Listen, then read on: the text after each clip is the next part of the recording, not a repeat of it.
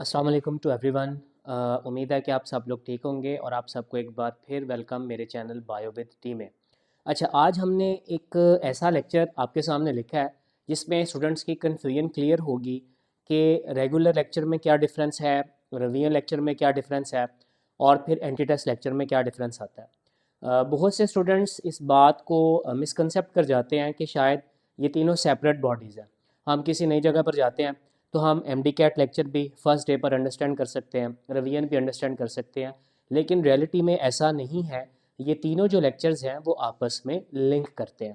तो आए आपका टाइम वेस्ट किए बगैर इन तीनों पॉइंट्स को आज हम क्लियर करते हैं।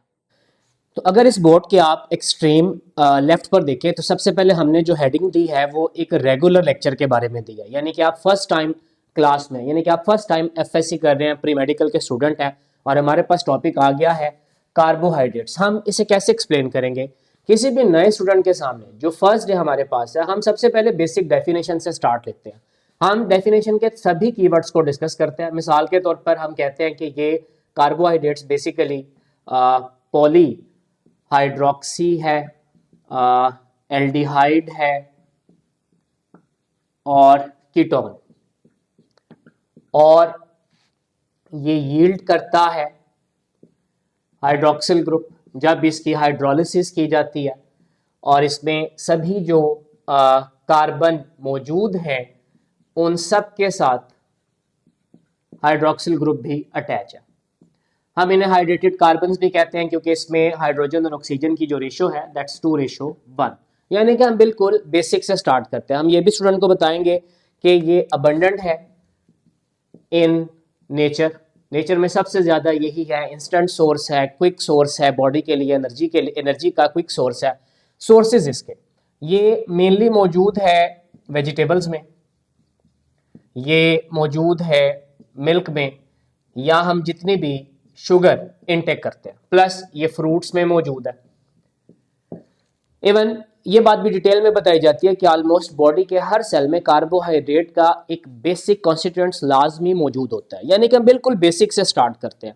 बेसिक बताते बताते फिर हम इसके बेसिक स्ट्रक्चर्स पर आते हैं। बेसिक स्ट्रक्चर्स का मतलब हमें स्टूडेंट को ये बताना पड़ता है कि अगर हमारे पास 3 कार्बन है उनके साथ हाइड्रोक्सिल ग्रुप किस तरह से अटैच है, और लास्ट पर किस तरह से एल्डिहाइड ग्रुप अटैच है, मतलब हर पॉइंट डिटेल में डिस्कस किया जाएगा। मीनवाइल हम मूव कर जाते हैं इसकी टाइप्स पर। मोनोसेक्राइड जो कि इसका एक सिंगल यूनिट कंसीडर किया जाता है। आई एम नॉट सेइंग कि ये सिंगल कार्बन है, आई एम जस्ट सेइंग कि ये सिंगल यूनिट है। अब एक ऐसा यूनिट है जिनमें कार्बन की तादाद 3 to 7 तक मौजूद हो सकती है। यानी कि हमारे पास इतना छोटा मोनोसेक्राइड भी होगा जिसमें सिर्फ 3 कार्बन है, उससे बड़े वाला भी होगा, 4 वाला भी होगा, इसी तरह 5 वाला भी होगा, सो ऑन। हम फिर 7 कार्बन तक मोनोसेक्राइड्स को डिस्कस करते हैं। अगर ये लेक्चर रेगुलर बेस पर दिया जाएगा हम हर एक मोनोसेक्राइड को डिटेल में रिवील्ड करेंगे। लाइक मैं कहता हूं कि मेरे पास 5 कार्बन वाला एक मोनोसेक्राइड है, मुझे इसके सभी कार्बन को ड्रॉ करना पड़ेगा और हर एक के साथ हाइड्रोक्सिल ग्रुप बताना पड़ेगा कि इसमें एल्डिहाइड है या कहीं सेंटर में या सेकंड लास्ट पर कीटोन लगा हुआ है। इसी तरह से मैं डिटेल में बताऊंगा कि ओलिगोसेक्राइड्स क्या है, इनके रिंग्स आपस में कैसे अटैच हैं, उनके दरमियान में कौन सा बॉन्ड है। फिर आहिस्ता आहिस्ता हम पॉलीसेक्राइड्स की तरफ चले जाएंगे। ऑलमोस्ट एक रेगुलर स्टूडेंट के लिए ये जो फर्स्ट डे की क्लास होगी it will take more than 2 to 3 days, यानी कि ये 2 से 3 दिन में लेक्चर हमारा कंप्लीट होगा। बट जब उसकी जब उसका वो लेक्चर कंप्लीट हो जाता है, रेगुलर लेक्चर कंप्लीट हो जाता है, रेगुलर क्लास मुकम्मल हो जाती है, वही स्टूडेंट हमारे पास फिर रिवीजन क्लास में भी आ जाता है। अब जरा रिवीजन को देखते हैं।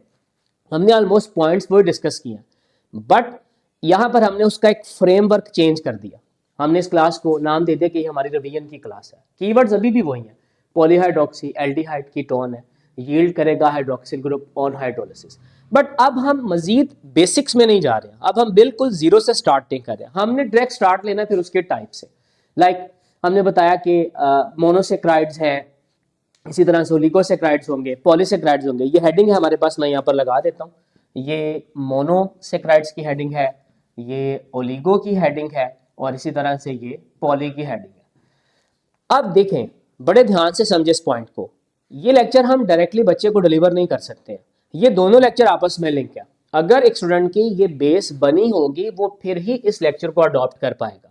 हमें उसे बताना पड़ेगा अगर उसके पास सभी बेसिक्स मौजूद है मोनोसेक्राइड्स को लेकर, हम बताएंगे कि ये नॉन हाइड्रोलिजेबल है, यानी कि इसकी मजीद हाइड्रोलिसिस नहीं होती, but chemical breakdown can be done, लेकिन हम इसकी मजीद हाइड्रोलिसिस नहीं करवा सकते हैं। ये तो एक जनरल पॉइंट है, स्वीट है, बट यहाँ पर फिर हम बच्चे को डिटेल में बताते हैं कि इसमें कायरल कार्बन का कॉन्सेप्ट क्या है। अब ये बात हम रिवीजन में करते हैं।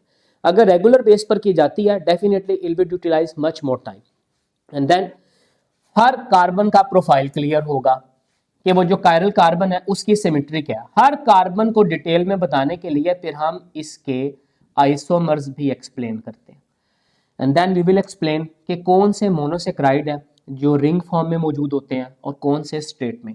ये स्टूडेंट विदाउट दिस लेक्चर इसको अडॉप्ट ही नहीं कर सकता। इसी तरह फिर हम ओलिगोसेक्राइड पर आ जाते हैं। हम पहला पॉइंट ही ऐसा कैची एंटर करते हैं जिससे स्टूडेंट इसको अडॉप्ट करे और समझे इस बात को कि ओलिगोसेक्राइड्स में 2 to 10 मोनोसेक्राइड्स यानी कि यूनिट मौजूद होंगे। जब हम ओलिगोसेक्राइड्स की हाइड्रोलिसिस करेंगे उसमें से 2 से लेकर 10 तक मोनोसेक्राइड्स जनरेट होंगे।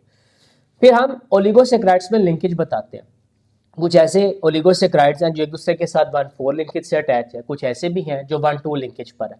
अच्छा, यील्डिंग फिर हम इसकी डिटेल बताते हैं। ये एमसीक्यूज में भी बात क्लियर हो जाती है कि जब इस सुक्रोज की हाइड्रोलिसिस होगी तो क्या जनरेट होगा। डेफिनेटली ग्लूकोज और फ्रुक्टोज जनरेट होगा। माल्टोज है तो ग्लूकोज के 2 आइडेंटिकल यूनिट जनरेट होंगे। इसी तरह लैक्टोज की हाइड्रोलिसिस करेंगे तो ग्लूकोज प्लस ग्लैक्टोज। अब ये रिवीजन की क्लास है। इसी तरह फिर हम पॉलीसेक्राइड पर आ जाते हैं। कैची पॉइंट एंटर करते हैं कि अगर इनकी हाइड्रोलिसिस की जाए then it will produce more than 10 monosaccharides, तो फिर हम उसे पॉलीसेक्राइड्स में कंसीडर करते हैं।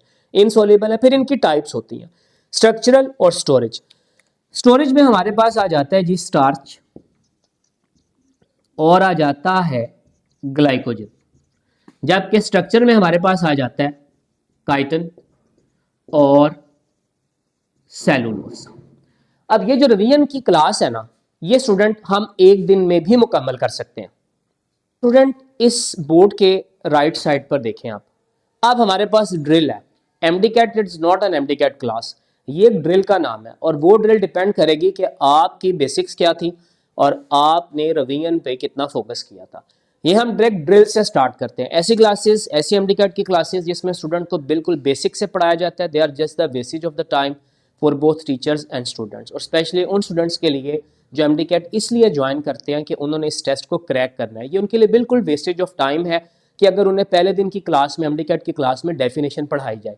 ऐसा नहीं है। हमें स्टूडेंट को उसके प्रीवियस नॉलेज को लेकर ये क्लास स्टार्ट करनी पड़ती है और वो प्रीवियस नॉलेज फिर हमें इस ड्रिल में चेक होता है। मैं डायरेक्ट पूछूंगा आपसे कि glucose is also called, student confuse है, उसके पास डाटा होना चाहिए, प्रीवियस नॉलेज होना चाहिए। क्या इन सभी को स्टार्च कहते हैं? नो। क्या अमाइलोपेक्टिन कहते हैं? नहीं। सभी को ग्लाइकोजन कहा जाता है? नहीं। डेक्सट्रोज कहते हैं क्योंकि डेक्सट्रोज का मतलब है डी, शुगर। जो ग्लूकोज हमारी बॉडी में जाता है उसे हम जनरली डी यानी कि डेक्सट्रोज का नाम देते हैं। अच्छा जी, ऑन हाइड्रोलिसिस सेलुलोज यील्ड। अब हमें पता होना चाहिए कि सेलुलोज एक पॉलीसेक्राइड है और वो ग्लूकोज के किस टाइप के यूनिट से मिलकर बनता है। It will produce the beta unit. अब ये बात भी स्टूडेंट को तभी आ सकती है अगर उसके पास रिवीजन की बेस होगी और उसकी रेगुलर क्लास की बेस होगी। Which of the following is deviate from the glycogen? किस में स्टोर नहीं होता? इन सभी में है, ब्रेन में है, लीवर में है, हार्ट में है, बट ब्लड में नहीं है। For the time being right option will be the blood. यहां पर इसकी स्टोरेज नहीं है। It's not follow the ring structure. ये रिंग नहीं बनाएगा। राइबोज तो बनाता है, ग्लूकोज भी बनाता है, सुक्रोज भी बनाता है। इसमें ग्लूकोज और फ्रुक्टोज 2 रिंग मौजूद होते हैं, बट ये रिंग फॉर्म में नहीं पाया जाता। तो राइट ऑप्शन फिर हमारे पास आ गई राइबोल्यूस। आपने देखा कि ये बातें स्टूडेंट को तभी क्लियर हो सकती है जब उसके पास रिवीजन की बेस होगी, उसकी रेगुलर क्लास की बेस होगी। यहाँ पर मैं आपको एक और हिंट देता चलूँ, कभी भी किसी ऐसे मेंटोर्स के पास ना जाए जिनके साथ आपकी इंटरेक्शंस नहीं है, that would be just the wastage of time. याद रखें एमडीकैट एक ड्रिल का नाम है। उम्मीद करता हूँ कि आपको मेरा आज का पॉइंट अच्छे से समझ आ गया होगा। Thank you so much. Wish you good luck.